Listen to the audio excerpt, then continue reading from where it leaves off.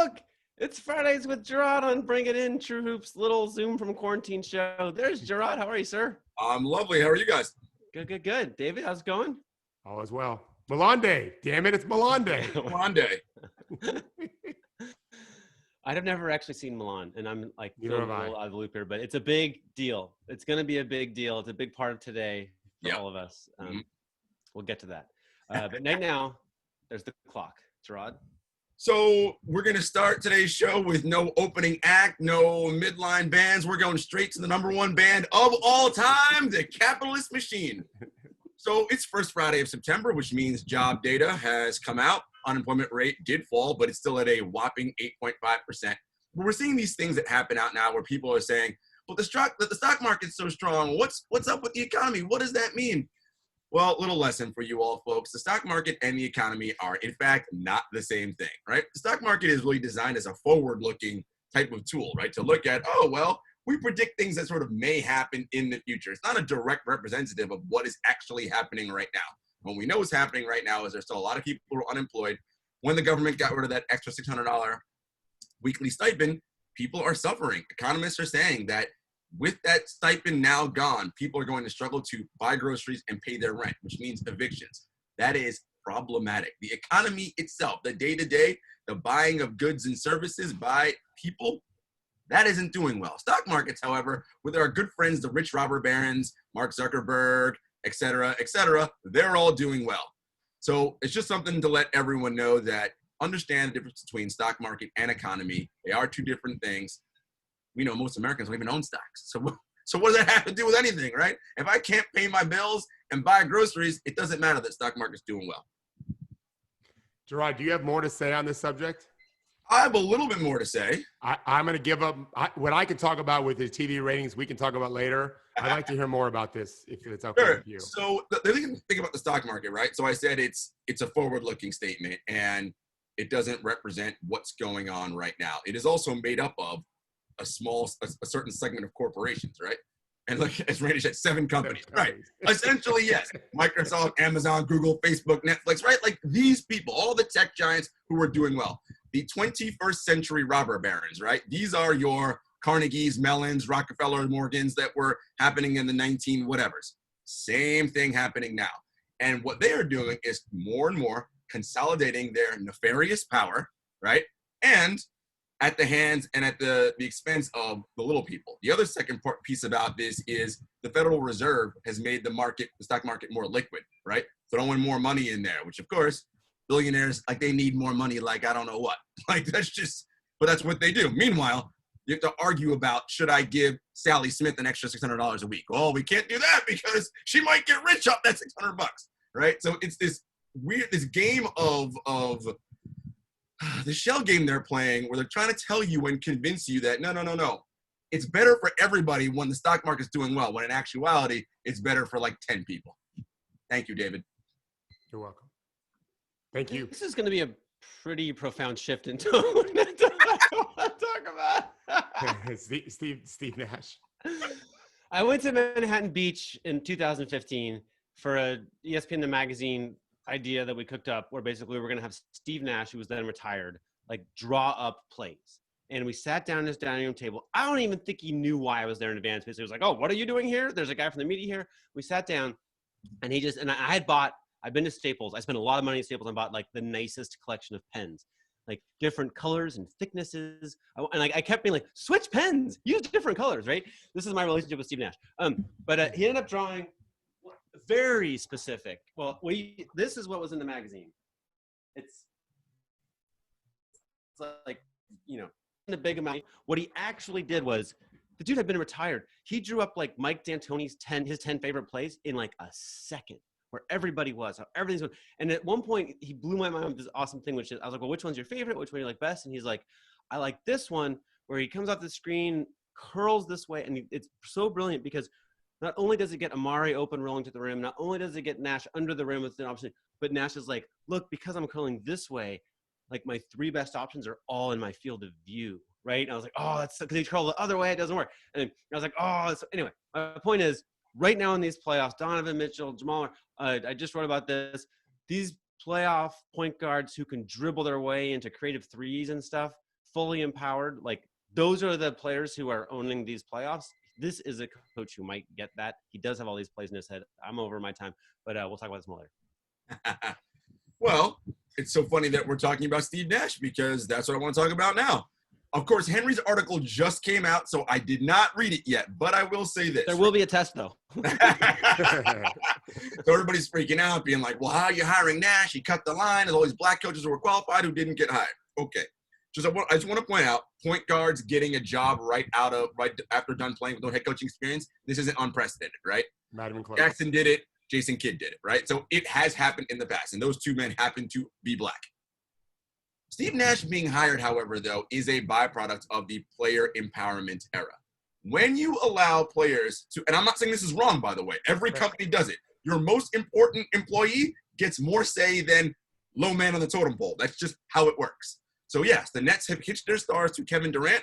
Kevin Durant and Steve have a personal relationship dating back to even before he got to Golden State because he had respected Steve so much and talked to him prior to even going there. And then, of course, working with him and all that. And the Nets are like, look, I have a superstar in Kevin Durant and Kyrie Irving who, can be a little bit difficult sometimes, not sort of in like, being bad people, but like, they want to make sure things are right for them in the right environment. So Kevin signs off on this as a black man.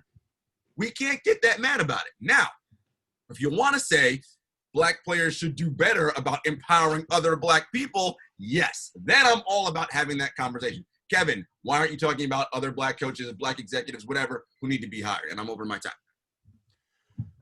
Okay, so Tom Friedman wrote in the New York Times recently, I think maybe today or yesterday, a couple of days ago, about he's from Minneapolis, and there's been some issues in Minneapolis, even beyond George Floyd. And he interviewed some black people in a community there that are very involved in not defunding the police, although they do want, quote, which I think is a brilliant quote, radical reform. And I was talking to my mom the other day. My mother is going to be 79 in November. She's volunteered for years for the Democratic Committee here locally. Literally on voting day, she goes to the polls. She calls people to tell them to come if they're registered. Trump makes her skin crawl. And all of her old Jewish friends that grew up in Miami Beach feel exactly as her. They wouldn't be her friend if they didn't. And the idea of defunding the police scares the hell out of them. And I thought right away, we have a messaging problem. If we can't get everyone to agree on the message, it's hard to get anything done. So we need people like our friend Carl, the doctor, and other people to come up with a better way, whether radical reform, I don't care. But I know this, when the virus first hit and they said social distancing, I thought right away, what a terrible message. We don't want to socially distance. That's how we'll lose people. It's physical distance. It's a simple little thing. But as coaches, we have to think that way in messaging, and we have to pivot off a mistake. We all want radical change. Let's get our messaging right to do it. Dun, dun, dun, dun. Okay, so the kids are in the bubble. These are the actual children of actual NBA players while actual NBA basketball is being played, and everyone's looking at their phone, right? The first, and then a Jay Donde, who importantly, lovely guy, does not have children. And just a word of caution to everybody without children, don't even come close to ever telling any parent how to parent. They will murder you. That's just a rule. like they have been through things and they don't care. It's like the people who were in Nam, how they should have fought in Nam. It's like, they don't care. Nobody's going to listen to you. Okay. So, but with that caveat, let's just be honest, right? This is far more addictive than cocaine, right? Practically 100% of the humans are addicted to this thing, which is at the very heart of the NBA's business problem and way bigger societal problems, right? I was trying to find this. This is a perfect, actually. Yuval Harari, one of Legal's favorite authors, I'm pretty sure there's a quote where he says that he thinks that deep thinking may be finished. Like human brains won't really do it anymore because we're so distracted. I was trying to find that quote and got distracted. Like this kid, like this thing just is very powerful and delightful. And maybe we're all using them right now as we speak. But let's be honest, it's like we don't have a good ability to not use it. It's not weird that these kids are similar, right? It's not weird that we're bad at being present and just watching the game. Dun, dun, dun, dun. So we have a little bit of a movement happening in politics here in, of all places, Capitalism Central, New York City. Jabari Brisbort, who won the Democratic primary for the New York State Congressional 25th District, he does an interview with Interview Magazine with AOC, Alexandria Ocasio-Cortez, and they are Democrats for a Socialist America. That's sort of their progressive side of the Democratic Party. And I thought this interview is so interesting, and there are a couple of passages I want to read. Brisbort says, people hear socialism, and they think that it will be an end to all the good stuff they like, that somebody's going to come in and steal everything from them, that they'll have a bread line and a can of tomato soup, and that'll be it. But for me, it's really about getting people out from underneath the thumb of capitalism, and freeing them from every small group of people that manage, or should say something, or say mismanage our economy and our society for their own wealth and benefit. It's about freeing up people to truly experience all the joys of life by making sure that they don't have to worry about whether or not they're able to keep their home from month to month, or whether they'll be able to pay for healthcare when they're sick. And to me, this is fascinating. In that interview, Brisbort goes on to talk about two constituents in his district. One woman on a pension making $30,000 a month complaining about, I don't know how I'm going to pay for groceries and my rent. Another, a Black Caribbean woman, a white yuppie making $80,000 saying, rent's too high, how am I going to pay my rent? If you don't understand how that is a problem, right, then listen, you need to really pay attention. 30,000, 80,000 having the same issue. I cannot pay my rent. The first quote, the first paragraph in that article is amazing too, Jarod. We'll probably talk about it, where nurses are paying for their own PPP and billionaires are making all this money. So, all right. So Draymond Green, I think it's kind of being talked a lot about now in NBA circles, where he was on the TNT set and he was diagramming where Nikola Jokic was really failing as a defensive player. And quite frankly, Draymond Green's one of the smartest players I've ever witnessed play. He's made decisions instantaneously, defensively, in ways I've never seen a player make before. Things that caught me by surprise. That's how agile his mind is. And that's exactly what we need from coaches, in my opinion. Agile minds that can pivot quickly and make quick corrections and everything else, that can also communicate. What he did here actually wasn't very good. He knows what to do in those plays. He wasn't super specific. He doesn't have to be. He's talking to a low common denominator NBA TNT fan. I know he knows exactly what he's supposed to say in his own mind when he plays. It takes practice to communicate that effectively. My guess is Steve Nash, for 2 years in Golden State, did exactly that with KD. He didn't just say, hey, go faster. He used much better language and techniques and spent time, and that got KD to trust him. And that's what we need a lot more players to do while they're still on the bench as players, and then let them move into coaching, which is what we need. We need people like that. I'm mentoring one player now doing just that, getting him to speak up and be specific and motivational, because one day you'll be a coach too, I think, for the player that I'm at. Go ahead, Henry. I'm sorry. I love this game of basketball. And sometimes when we write about analytics and blah, blah, blah. Oh, wait, Judy, can you start with the other one? There's 3 in a row. No. Oh, that was so good, though. Those are good. Oh, you want the Kemba pass, right? So I've talked a lot about like advanced analytics and crunch time, and people got really mad about Kobe. But like the nuts of it is, you're much better if you're not covered. This play, look at this play. Like, this is right before. This is a game-winning bucket from an uncovered player. That takes coordination. Like, Kemba draws the defense and then passes to, let's be honest, the least talented player on the Celtics, right? This is what Kobe never did. This is what we were hoping for. Like, oh my gosh, they did use teamwork and go bucket. That's how you win, right? But there's still half a second left in the game. And look, more teamwork, more uncovered players. Like, this is amazing strategy. I mean, this next one is like, it's epic, right? I mean, it's here we go. Whenever you're ready, Judy. Don't worry about the clock at this point. Yeah, it's just Judy, oh my gosh. you can. There's a lot going on here. We could talk all day. But after the beautiful super slow-mo, OG is open. And we get one game with 2 game winners. Look at Gasol. And then sometimes on this show, here we go. He's just cool. He's like, it's okay. I did that. Everybody,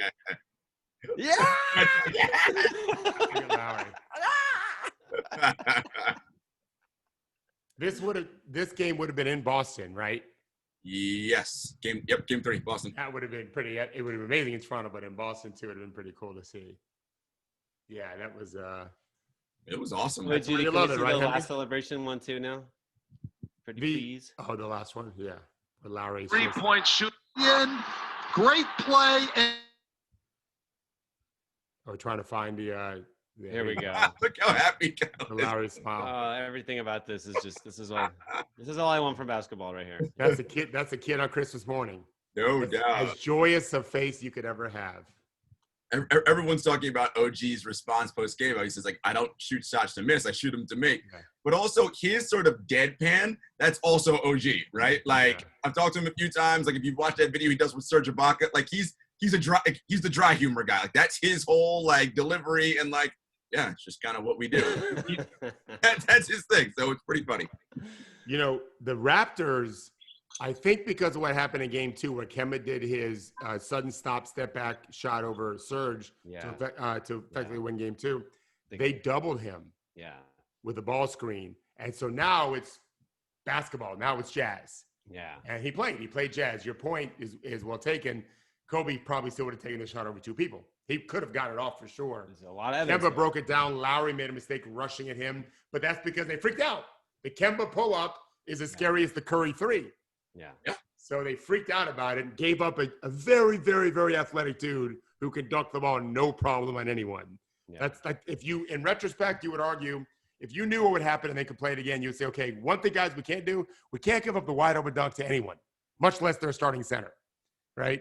But they freaked out because of Kemba, and that started out because they double teamed. I'm not sure they should have doubled, actually. They were just so afraid. Henry and I were talking before the show about something I'm going to write about on Monday regarding Giannis in the pull-up game. Like, when it's a tie game or a one-point game, the pull-up game is scary too. Like, those are game-winning kind of plays. They overreacted to it. Henry, we kind of talk about this with a lot of people that come on the show, and we know what the numbers say. But what is it about that? Because it's about the feeling, right? And like, when you watch Kobe take that shot over 2 dudes, and let's say he makes it on the 1 out of 78 times he does it, we give it like some kind of 10x in our brain, right? Because of one, the temerity to do it, and then he actually makes it, even though it is a very low percentage thing. But why does that override what we actually know is factual? That's not a good idea. Like, that is factually bad. Well, I think, I mean, David can speak to this too, but my amateur analysis is, one, SportsCenter only shows you the makes. And they lead SportsCenter with it. Like, the assassin does it again. Like, they just pummel it into us that this is what winning looks like, right? Before we had advanced stats, like, they polled players and coaches, and everybody thought he was the best crunch time scorer. And then people started noticing that he leads the whole NBA of all time in misses. And he shoots less than 25% in crunch time. So now it's like, well, what was going on in our heads? We were fooling ourselves, right? Like, and I think the other thing is among players, like, still, like I really believe that, if you go to the gym, which David knows way more about than me, and work really, really hard on your game, you work on skills that Kobe and Carmelo and others like them have mastered. So you're trying to do what they do, right? You would like to have the footwork and the spacing and the skill set to get those shots off, right? So you're working on this thing, struggling with it, and you see them doing it better than you. And so ergo, they must be fucking wizards, right? Which is fine. But and an unfair part of this is, like, Michael Jordan won with similar individual heroics, won games, won championships, won 6 championships. And so, but what just has sneakily happened is the game has changed such that, like, being a ball hog, like, superstar used to win you titles. And when Kobe was practicing, that was true. And when Carmelo was practicing, that was true. And then the game just switched to, like, Steph's firing passes, Steve Nash is firing passes, and the offense is coming from everywhere.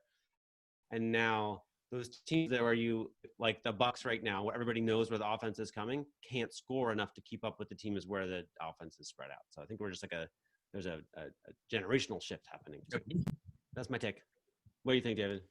I think, I mean, we're talking about a super story here. We're talking about a narrative also. I personally think that when the Celtics and the Lakers were so great, they shared the ball beautifully. Kareem had this incredible game, but Magic was the best passer in the game. Kareem had this great skyhook, but Magic was the best passer in the league, if not Larry Bird. And those teams won 8 of 10, right, over the course of a decade. I think that I remember watching games with you, Henry. After games, we would watch replays of Kobe misses where people were wide open. Yeah. And so I do think that story has been told better and better by coaches to players. It's not new.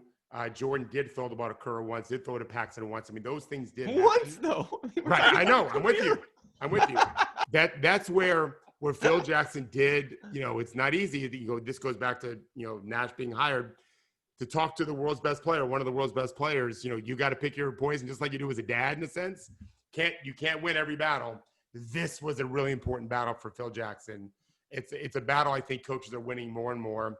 Kawhi Leonard, it is no surprise that last year he set a career record in assists. And every bit the story besides Kawhi being MVP last year was Fred VanVleet and the way he shot the ball, and Kyle Lowry and the way he played. In fact, if you remember, Henry, game 6, the whole series, you had me focus on one guy especially for our game time chats, and I picked Lowry. And in game 6, Lowry was terrific. Like it can't just be about one person. David, remember we just talked this week about what Chris Paul said to Lou Dort all year. Oh yes, right. Yeah, what we saw from Lou Dort, we haven't talked since then. Remember, I brilliantly said, I think on our show Wednesday, or maybe it was Monday. This isn't hard, guys. It might have been Monday that I would never let Dort shoot the ball. Yeah. I wasn't wrong based on science. Right. They did it based on faith. I'm not a guy that really loves faith on it, but I do love culture. And Chris Paul, to his credit, built an unbelievable confidence, really unfair confidence. Lou Dort should not have been that confident in game 7. And he ended up having to take the game when he shot. It was probably a mistake. And then it didn't call a timeout. I don't think he should have been in the game personally. But what he did is going to make money for generations for him, because that showed a ceiling that's higher than people ever thought he could get to. And it was beautiful to watch. You're supposed to empower your teammates. Your coach is supposed to do it. Your teammates are supposed to do it. They don't always. I won't say they don't always do it. They don't often do it. And that's something too, Henry. I think it's going to sound crazy, but I've been doing this a long time. And I think kids are the same over the course of the 30 years I've coached. I've always felt that way. Kids are about the same. Rich, poor, color, they're all about the same. But I think our guys have gotten better at caring. I think the message of don't be so macho is getting through by some. Obviously, some coaches, including the old Bulls coach that's been fired. I don't think he bought into that. And I'm not sure Mike Malone is Mr. Sensitive when Jamal Murray plays 21 of the first 24 minutes in a game that seemed very likely to me to be a blowout, which it was. But I do think it's getting around. I think players are more aware. Chris Paul, who can be a pain in the ass, as we know, has always been really good with some guys, not with all of them, as we can fairly say. He definitely did a great job with Dort. And some other guys they've had too, like Shai Gilgeous, really. That didn't happen by accident that Shai was so good this year. Not so great in the playoffs, though. I have to imagine if you're Lou Dort, right? You're a rookie, G League, whatever, and the point guard says to you after he gives you a pass and you're hesitant to shoot. And he's like, no, man, shoot that with confidence. You got to feel like, what? Chris Paul told me to shoot with confidence? And then from there on, he was like, I was like, oh, my God. Like, it's amazing what belief can do. I mean, obviously, you have to have skill. You won't do anything if you don't have skill. But if you believe, that's incredible.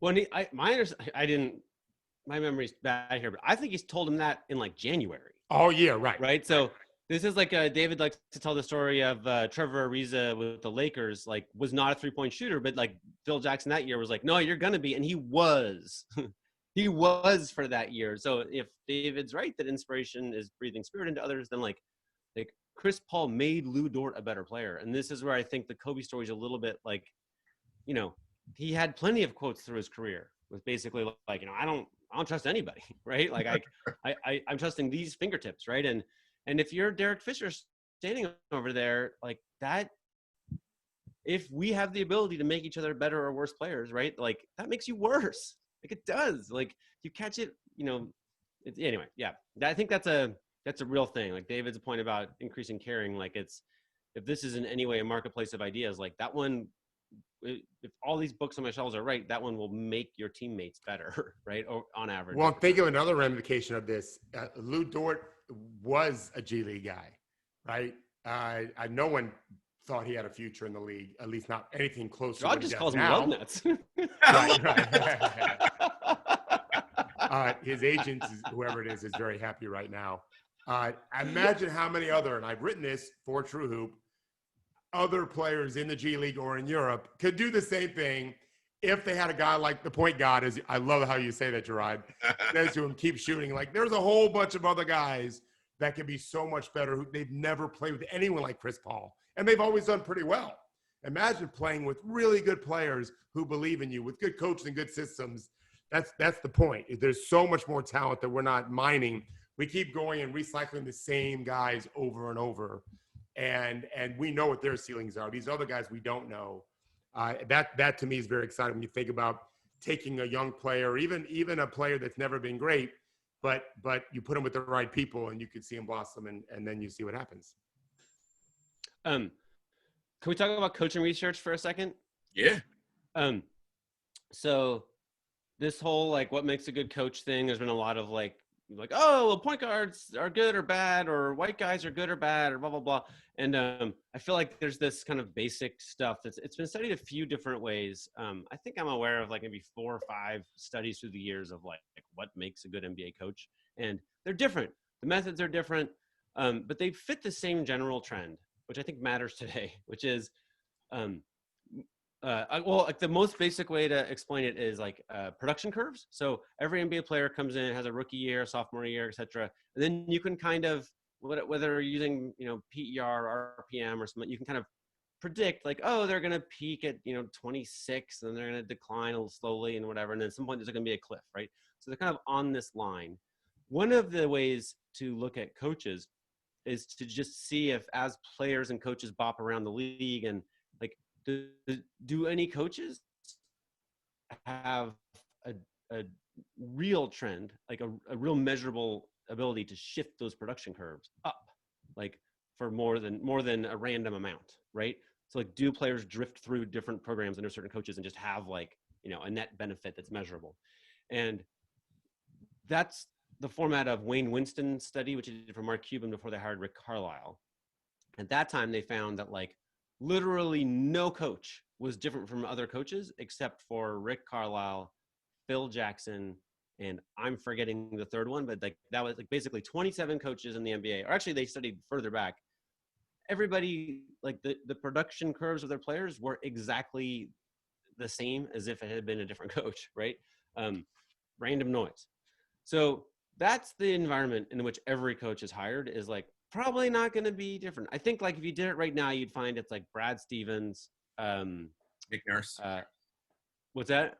Nick Nurse. Yeah, Nick Nurse, right? And like, and maybe Doc Rivers. That's maybe what I was Mike thinking. D'Antoni Doc this Rivers. year. Like, but like these like big numbers of players performing better than expected, and there is rare, right? So Steve Nash is only a really good hire if he becomes one of those, right? But the most likely thing by far is that they would win like a very similar number of games with Kenny Atkinson or Jacques Vaughn or 10 people that we could name, right? So he's very, very unlikely to be elite. If he is, it would be like not because he's a former player. Like that's the other little thing from the research is I haven't looked it up. I couldn't figure out quite how to look it up yesterday. I ran out of time.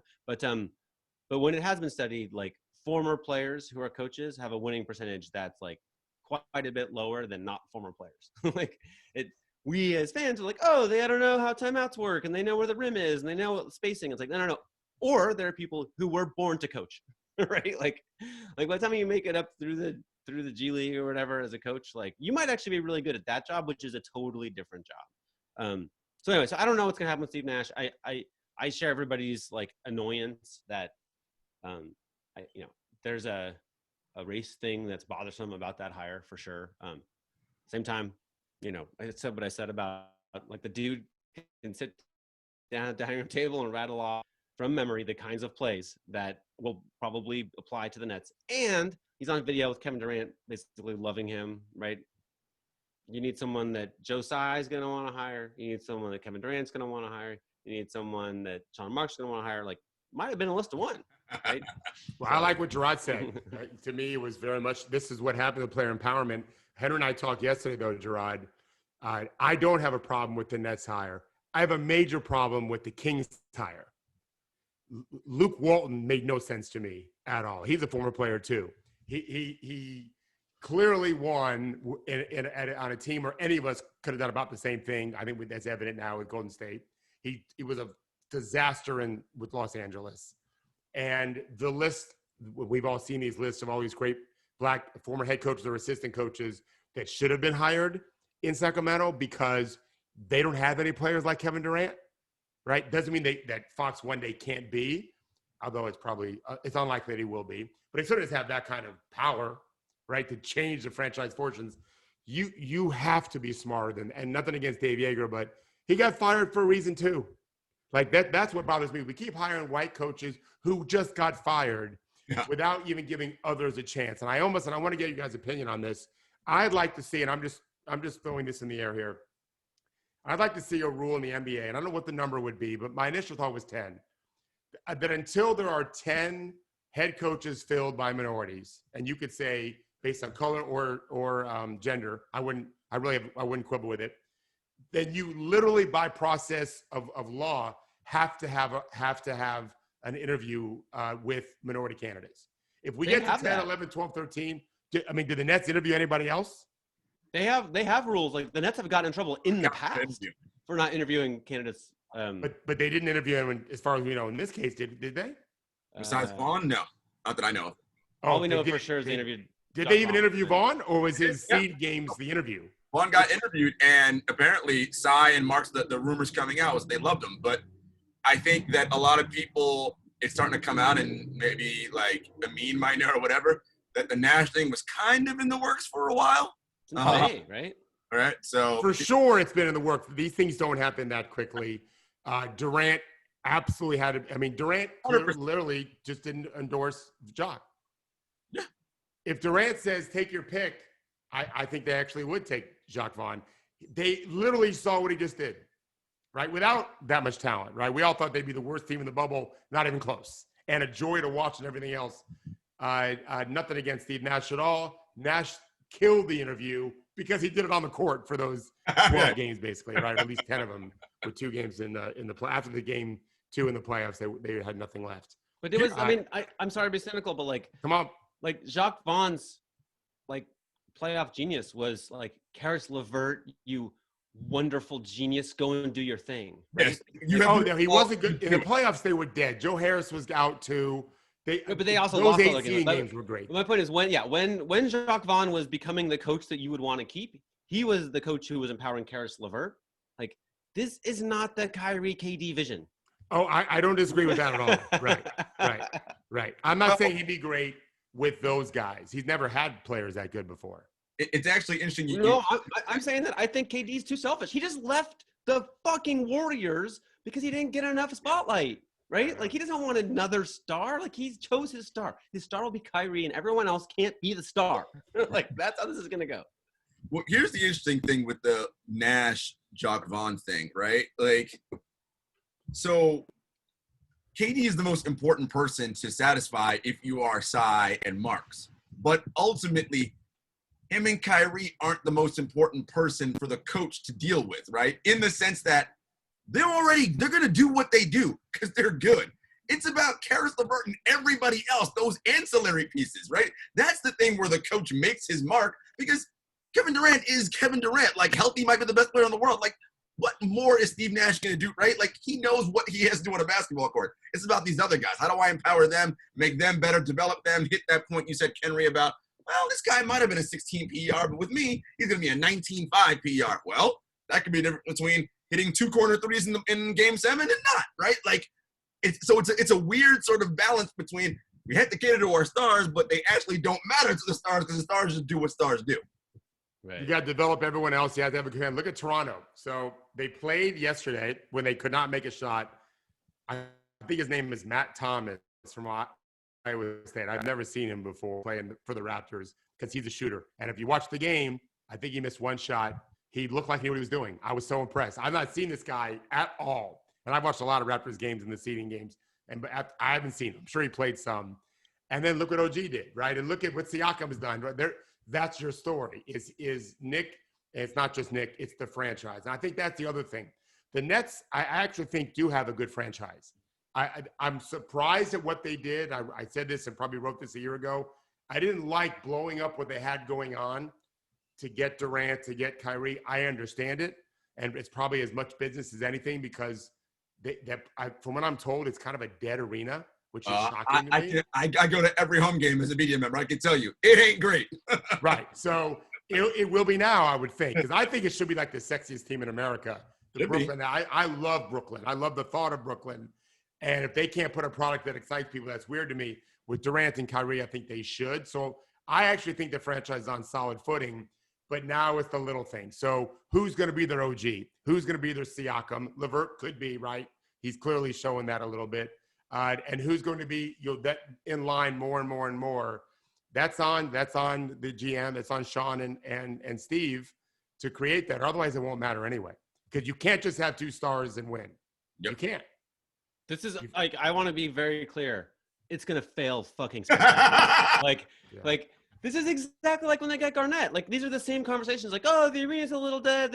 No, you're just getting people on the downslope with their careers. Like, and they're coming off major injuries. I mean, almost nobody's ever been super elite in the NBA after the age of 30. And almost nobody's been super elite. And like, literally, like, you can count on one hand people who've been even good after an Achilles tear. Like, I am not saying that Kevin Durant won't be amazing. He might be.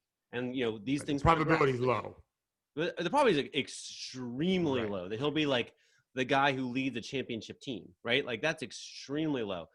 The Celtics right now, like, are at 538 has them at like the second most likely team to win the championship. Yesterday, number 1. Their biggest improvement over the last year is they got rid of Kyrie for a less talented, but like less complicated player, right? Like Kyrie's very complicated and moody, and I think, you know, and Kevin Durant, like when he was in Oklahoma City, he was very upset that people thought Kawhi was good. Like, this bothered him. He was very upset that people thought Steph Curry shooting from a million feet away was like a Steph thing. He was like, oh, that's a Steph thing? Like, I do that. I invented that, right? Like, he has this, like, everything we were saying about, you know, Chris Paul creating teammates who are like, this continued to bother Kevin in Golden State when they were his teammates, right? Kawhi wasn't, obviously, but like, he's bothered by seeing people get a lot of attention. He might be grown up, as David has taught me many times. You have to allow people mature, right? People grow up, people change. That's great. I hope he does. But to me, this thing where it's you know, older, super expensive, very concerned about who takes the last shot in the spotlight, and then also Kyrie needs the ball like the whole time, right? Like he's the whole time, more than anyone in the league. Like, these are very worrisome beginnings, right? This is not the same as we have this fixed vision on the team goal and we're going to help Karis LeVert become a star, which is what they would really need to be like a real contender, in my view. Like, I think that Karis LeVert will, you know, not get as many touches as he should to develop, and maybe it would be better for everyone if they traded him, right? Like, you could make. Oh, I was just going to say they've got to trade him. Yeah. This is when his value is at its highest, and what he does, you need less unless you're going to turn him into a 6th man. But you can trade him for a 6th man and something else too. There's teams that really, he'd be their best scorer. Yeah. So you know, that this is the test of them. Yeah, that's what I said. I didn't like the move. Who do you get for him? For LeVert? Yeah. I mean, the bigger question first is, what do they need? I like Jarod Allen. So yeah. I do. I like him at the 5. Durant's going to play the 4. So you've got to more shooting around them, right? I want more shooting around them. 2 and 3. Yeah, you've got Joe Harris now. That's what I was just going to say. You've got to get more shooters, and let's face it. They could use Marcus Smart. They don't have him, but who's guarding their little guys their opponents that are guards? Kyrie's not, right? Durant's tall. Jarod Allen's tall. Joe Harris is pretty good, but he's not going to be your shutdown guy. And there's no such thing anymore as shutdown guys per se. Although the Celtics have 3 of them. When I say that, Smart and Siakam tried it again last night. Like, he's trying to ISO Jaylen Brown. Like, no. Oh, do that. Oh, like he doesn't even know. I'm telling you this. He doesn't know how to even do it. Like I could see him trying different things. None of it's working against Jaylen Brown. Not to say that Siakam can't figure out a way. Just so far, and I have some ideas that he could use, but he's not doing it real now. And every time he's just stressing more because he keeps drawing blanks. And so the Celtics have 3, but there's not a lot of guys like that. There's lots of guys that can do decently on the ball, but that's where your team stuff comes in, right? And if we're watching the games last night, Miami, who's got some good on-ball defenders too, they know all of Milwaukee's tendencies. I tweeted this last night. They're instinctively anticipating what's happening next and getting steals from it, right? They're not just arriving early, which happens a lot. They're getting deflections and steals. They know who's likely to kick it out and how they're playing. And Milwaukee is just so basic in what they're running offensively. It's making it easier for Miami. That's good coaching. That's where a lot of our scouts and stats and everything, the video, the overwhelming amount of video we can have, you really should not be surprised by much. Spo's excellent. And, Henry, to your point about it being a disaster in Brooklyn, let's just say whatever, like because Durant can still shoot, shooting is the last thing to leave you, right? Okay. He's 7 feet tall, so can still get his shot up over anybody. And Kyrie plays well and they get some, and they're a good team. You still have Boston where their 2 main guys are 24 years old? 23, yeah. Barring no injury, like that's a tough out. Miami, like you still have all these other teams, and I don't know if Philly will ever figure it out, but you have so many teams with talent and young guys who, and we know in this league, youth sometimes is bad because they don't know what they're doing, but youth that knows what they're doing kills a lot of older guys because they just got more energy and they can just, they can do it and move. So it'll be interesting to see. And there's something about the Nets. I don't totally get it. It's 2 different owners now, but they have this kind of like, boom, shut it down. Like we're the best. And it's like, guys, like once you start with this approach where they've talked about like, who can even dare say the name Kyrie Irving? It's like, no, they're good. They really are. But there are a lot of good players now, right? Start just thinking if they're 10-10 to start next year, like people are gonna be pointing fingers already, right? Like if the Celtics start 10-10, I'd be like, yeah, shit happens, it's fine. Like keep chugging along, right? But the Nets have this kind of like idea that they're magical. Like I guarantee you, they're not magical. Like there's no way. I'm certain of that. When Miami, it was funny when Miami first brought their super friends together and did not play well at the beginning, and the national media was going berserk. We weren't. No one in Miami cared. The weather's beautiful that time of year. Like they're whatever. They'll show up, at halftime anyway for games. Now they're pretty raucous once they show up. There was no stress. And thank goodness. Brooklyn, different story. Your point is very good. If things aren't going great right away, and LeBron, Dwayne Wade, Bosh were so comfortable and mature compared to Kyrie and KD, had to deal with that kind of intense criticism. It could be very much a mess. And I've not heard anything new on how KD's recovering. I don't know if you guys have heard. I heard good things. Good things, yeah. Everything I've seen and heard, he looks really good. And this sort of like extended weird bubble, and the season won't start till this is all helpful for him, right? He won't play till March. We're not playing till March. More time off for him, so it's a good thing. I think to your point though about the national media and everything, I think that's all true, right? Like we just don't. How they react to all that, like, and the scrutiny is going to be just like, and again, God forbid, Henry said they start 10-10, disaster. And yes, Kyrie had to okay the Nash thing, but the Nash thing was done for Durant. For sure. So how you think Kyrie, knowing how he is feeling about that right now, right? Like, he might be like, okay, whatever. Like, these are little, it hasn't even started yet, Henry. They got cracks in the fissure already, and we haven't even done anything yet.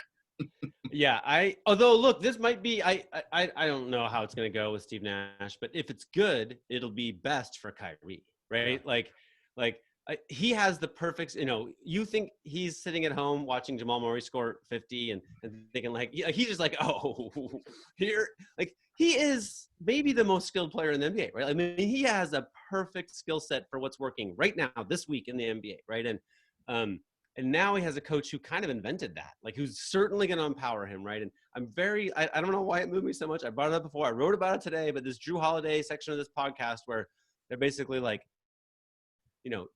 you took 3 dribbles and took a 3, like for Drew's entire career, you just came out of the game. It didn't matter what was happening. Like, done. And now we're just in this moment. This is the coaching race issue that animates me, right? Like, James Harden gets to feel out the limits of his abilities, doing things that everybody told him his whole career were bad shots, right? Like, they were wrong. The coaches were wrong the whole time. Players can completely do this stuff. Now we're finding several of them. It's not just Steph and James Harden, right? It's Kyrie. It's and on, all right? these guys. And like, as we're watching, David's going to write something about the Bucks offense, right? And then, like, their big crisis now is they don't have a guy who's a supernova dribble into a 3, right? Like, Coach, who's their creator? Who is the? I mean, Middleton's their best one, and he's fine. Good. Yeah, but yeah. You need more. You can't dance to it, Yeah. I mean, to me, on the last play of the game, when you cannot involve the league, two-time league MVP, like, that's a problem to me, right? Like, because you can't just throw it to him and like shoot. Like, that's not his game. Like, it's not. No, it needs to be. That's what I'm gonna write about. Is it what does he have to do to continue to be the best player in the postseason?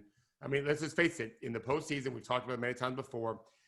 There are moments where the games are getting more physical, but these refs are calling a lot, as we all have seen. It's more just that teams can focus on one opponent, and so they know your tendencies better individually and structurally, conceptually with what you're running. And so Giannis just can't go. I mean, Giannis dunks everything around the rim. Otherwise, he's not so good. And you can't do that in the postseason where Miami is getting back on defense. I'm telling you, I know what Eric Spoelstra is saying.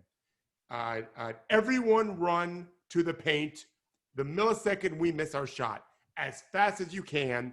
Both feet, wide body, protect the rim like it's your home against invaders. And during the season, teams are running to the three-point line because teams are bringing their shooters. Milwaukee's got the best fast break team in the league. Milwaukee, Toronto, Lakers are all highest level teams. And they're not doing that in the postseason. They're like, fuck those guys shooting threes all they want. What we're not going to let them do is Giannis dunk the ball. And they're just building that wall there. And now comes half court. And this is where Giannis's weaknesses are really being exposed. And he's paying a price for not doing this at all during the season. Well, and in contrast, like against 5 teams in the NBA now, something like that, that coach is saying, everyone run to like this spot 35 feet from the court. Yeah, the corners, the wings, right. Right? Yeah. If you're a team where they're saying that about you, then anytime there's a mistake anywhere on the court, someone's getting a layup, right? Like, that's just amazing for your offense, right? All the best offenses have, like, once you have 5 feet and 5, like you know what I mean? 5 defenders tucked in the paint, nobody's great, right? But if you have that thing where you have to defend a different, further from the rim spot, then sometimes you have stretches of the game where you take your rim protector out, right? Like, and I just feel like this is, like, if you're not a team that can get the defense to vacate the paint, you might not be able to hang with the best offenses today. There's no question about that. And so now we're talking about playoff pressure, right? There's not even fans. They can't blame it on fans. And so, for example, I think tonight, what the Rockets should do, first of all, I think the Rockets should sit James Harden, but that's a separate issue that maybe we'll have time to discuss. Just like I thought Denver should have sat Jamal Murray and Jokic last night. They were going to lose anyway. So the Rockets need to just not guard anybody. Everyone run to the paint so Davis and LeBron can't get their dunks, and JaVale and Dwight Howard can't get their easy dunks, which they get. And if we lose because Kuzma and Caruso and Danny Green make a bunch of threes, well, we're not going to spend a bunch of energy chasing them anyway. So if we're going to play our starters, let's at least not exhaust them. Let's play a compact zone, in a sense, everything to the paint all the time. And let's just see, because here's what might happen.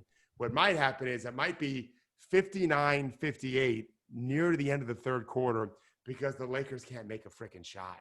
Yeah. And then all of a sudden, the stress flips totally on the Lakers. And now you can play straight up if you want to. You can do whatever you want. If the Lakers make 20 of their first, 45 threes and you get routed, well, then sit your guys down anyway. They've had a pretty good rest. That's what I would do because it's been a little different. This is what Utah did to Denver. What Utah did to Denver is just basically protect the paint.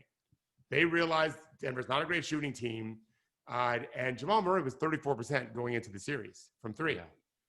And then Jamal went crazy. And then Utah had no second move, which is the whole other thing. NBA coaching is hard. I learned this studying the Premier League and soccer for the team I'm involved with. There's a lot of coaches come in and do really well for a portion of a season. And if it's the end of the season, great, you bring it back the next year. And then the opponent, and I have no idea about soccer strategy at all, they figure out what you're doing, and then you suck, and then you get fired because they fire people so fast there. The NBA tends to hold on a little bit longer, except for teams like the Kings. But you can't be a one-trick pony. Yeah. You better have – and that's why I love Draymond Green in 10 years, 5 years, 6 years. I'm not trying to get him to retire. But Draymond's brain, my guess is if you could map brains out, there's like a Picasso in there. There's this creative, fast-thinking, visionary guy that if with training can be a very, very special guy. So that when you suddenly have a guy like Jamal Murray making threes, all right, we're going to go this, and right what to do, and you're fine with it. Nick Nurse is that way. Yep. Chauncey Billups was that way on the court. LeBron is very much that way. I think Dre might be great at that too. I think it's something you started the conversation with about coaches needing to be able to be flexible and pivot, right? Like, not because I don't like the Patriots or football, but like that's one of Belichick's things, right? Like the Pats don't necessarily have a quote unquote system. Nope. Every game, he's like, oh, that's what they like to do? Cool. We're going to do this thing. Like, he just shifts game to game based on whatever's in front of me. And it's that allows him to be so good for so long when it doesn't make any sense. It's because you can't scheme them. Their thing is that we don't run. There's no run and shoot. There's no we play West Coast. We do whatever that you don't like us doing, whatever that opponent is. And I think coaches that can do that, like your Nick Nurses, like your Brad Stevens, this is why Bud's having some trouble because he's so stubborn. It's not like I got to do something else here because if he keeps this up, they're going to go home earlier than I think anybody thought. Belichick isn't about system. He's about purpose. The purpose is to win. If indeed that's your purpose, he's your guy. He's going to find ways to win, which goes back to, I don't want to bring it back to something as deep and dark as what we're dealing with racially in the country and police. But I know we, the three of us and many, if not everyone we've talked to on our show and all of our families, there's a purpose to what we want done. I don't want to be lost because we're so prideful on the message of whatever it is, whether it's defund police, whatever. No, we have a purpose here, and it's an important one. Let's get that done. To me, the best coaches, I mean, I love Nick Nurse for this. And Brad Stevens, you mentioned it before, like these guys are, like Stan Van Gundy's a little stubborn. Those guys aren't. They'll quickly move on. I love Doc Rivers. Doc Rivers used to be Mr. Charisma. And there's a lot to be said for that, by the way, with professional athletes. Like you were saying, Jarod, the best players are going to do their thing. Doc rallied the troops. He was Colin Powell, but together. I remember one season, they led the league in sideline and baseline inbounds, slobs and blobs. They led the league. So, and now they're great players, but he's very good X and O guy. He was able to do that. And his team, as it changed, as Rondo got better, he evolved with it. And you watch the way they play now, the way the Clippers play, they bludgeon you in ways that teams that he's coached haven't done before. If they ever get everyone together, I thought the Lakers would be a little bit better once the seeding game started, because I just think there'd be enough time for the Clippers to congeal. There might be. I think I underestimated how long they're there. They're scary good, and Doc deserves amazing credit. Also for keeping Montrez happy and Lou Williams happy coming off the bench. Zubac is getting better. In that climate of all these stars, Doc is – that takes a special mind, guys. It does. 100%. And everything I just said about these offenses being, like, better than ever, like, they're the best in the playoffs. Like, I mean, no, opponent is a big factor here, but, right. The Clippers can, like – we know that they have a lot of defensive potential, and they're scoring like water. Yeah, they share the ball. Mm-hmm. They get all of it. They do. Marcus Morris would be their most enigmatic player, and maybe Beverly along with it. But they play the right way. Like there's no selfish guys. Yep. Kawhi could shoot the ball every single time. Kawhi could be Kobe. If he gets any shot he wants. But he knows that's not the best way to play. Yeah. I give Doc a ton of credit for that. A ton of credit.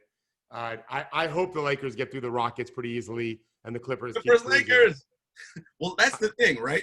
To have all that ingenuity on offense and the movement and the different ways to beat you, but late in the game, late in the playoffs, when offense is mucked up and dudes are tired and can't cut and can't run. What a luxury to have fucking Kawhi Leonard to give the ball to and be like, we got to get some buckets, dude. And he'll just get to whatever spot it is and just score. This is what I'm going to write about. This is what Giannis doesn't have that. He doesn't have – Giannis is incredible for a million reasons, but he doesn't have that. We knew that. This isn't – you don't need David Thorpe to say that. You all see it. But there's a way to get it, and he needs to start working on it now for next year. I'm not going to say they're out of it this year, but it doesn't look good. No. So, okay, a thing that came up earlier in the chat, but now it's stuck in my head is like a little bit of a joke would be that like Karis LeVert and Jarrett Allen for Joel Embiid. Oh, okay, no. not going to happen. But No. it does strike me like if the Sixers are going to make a big change, like Karis LeVert on the Sixers, not bad. Like, Oh, no, they could use him. yeah. Yeah, they could use him. I They wonder could have used Trey Burke. They could have used Trey Burke, who they got rid of, and They Robert can't- Covington, who they also got rid of. Yeah, right. Yeah. Listen, there Low was a blow time drop. there was a time and place they had Vucevic. Yes. Yeah. At six, they picked him, I think, number 16, and we're like, yeah, what are they doing? Then he left. We're like, oh, smart, and now he's terrific. He'd be great there. You got to be sick to your stomach if you're anybody associated with Philly. You've got two guys under like 25 and younger who are that talented, and you people can't figure it out. Like, what is happening? What is going on? You know, those are generational dudes. They don't fall off trees. You don't just get those guys. Like, you got to do something with this. And meanwhile, look at OKC. Who Right. still have they could suck right now, and just with the picks they have, they'll be a dynasty soon. Like they have so many picks. Right. Like, But they got SGA. Schroeder did great. I think he might be a free agent. He's still pretty young. And now they have Lou Dort, right? And Oh, God. and Baisley. Is that his name? Baisley? Yeah, Darius Baisley, yeah. I love him. Yeah. I never heard of him before. He didn't go to college. Nope. Like Baisley a lot. What I was looking at is this skinny little dude was running in there with the big boys, and he could shoot. Like that sold. Tall, athletic dude that knows he's getting his brains beat in the scrum of an NBA playoff game and not care. PJ Tucker's in there. Like he's rebounding against PJ Tucker, and he weighs 145 pounds. Like at 20 years of age, give me that dude for about 4 or 5 years. Come on, let's go. So I love, and then you're right, Henry, that all these other picks. So, I mean, yeah. the best collection of picks in NBA history Ever, like, is by yet to far, come. right, Yeah. right. That team, like if I'm CP, I don't know what he's going to do, but I'm thinking, and I never would have thought this, like, where am I going? I'm going to have some fun. And I think we wrote this at TrueHoop at some point. But this is a giant, like, look, everybody's going to need more money, and Chris Paul's contract's going to keep them from getting it, right? So like, I don't. Everyone's had to make a big adult choice like a year from now. It's like, do we get Chris Paul to take a big pay cut? I don't, Otherwise, you got to get rid of him. Opinion, he can't take a big pay cut. That ain't gonna look good. Yeah, great point. Great point. Not a good look. Well, he doesn't have to. I mean, obviously, like, they're not allowed to take actual pay cuts. But if his next contract is smaller, when this one's up, like. Sure, there are creative ways, right? Hand they could backload it and be like, Chris, take this position in the front office where you don't have to show up, and we give you. I thought about that. I thought about that, but when is his contract up? I think he has one. Go ahead. 1 or 2. I thought Westbrook is 2 more and he's 1 more, but I could be wrong. Yeah. Well, at least one more, right? That's for sure 1. Sure. This is the poorly researched part of the show. We need Hollinger. Yeah, we're just riffing at this point. All right. So All right. It's Milan Day. Mulan Day. Mulan Day. Please be safe, Henry and Legal. Judy, talk Look at that talk us smile. through. Close the show, Judy. Why does Look this at matter? that beautiful smile. It's Okay. clearly Mulan Day. 1998. I'm a fat, chubby Asian kid, and the last thing that's come out on Disney is Pocahontas. And Pocahontas, if you will recall, had a white Mel Gibson saving an entire tribe of Native Americans. You're welcome. Yeah. Then Mulan comes out, and it's starring Ming-Na Wen, and also there's B.D. Wong, and there's like a bunch of white actors and black actors who are playing Asian characters, and that's problematic. But whatever. She doesn't go. She's a tomboy. She has a sword, and she's a role model for chubby, aspiring Asian badasses everywhere. So the fact that they're remaking this in live action and it's an all Asian cast, and the cast happens to be like all of my heroes from my childhood. If you have not seen Raise the Red Lantern by with Gong Li in it, do yourself a favor. Oh, wow. Watch it today after you watch Mulan. It's Mulan Day.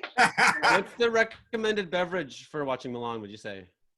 I got no recommendations other than watch it with like the readiness in your heart to be moved. And yeah, that's it. Okay. Can I just offer one big thing, one little thing? No drinking and sword play. Like, no swords in your house. I'm very worried you're going to try to channel your inner Milan, Judy. I make zero promises. Zero. Okay. I respect that. Be safe, please. Watch it in good health. Enjoy, and next week you got to do a full review and a breakdown. Oh, you got it. Oh, Okay. No problem. I look forward to it. All right. Bye, Thank guys. you, Be guys. safe.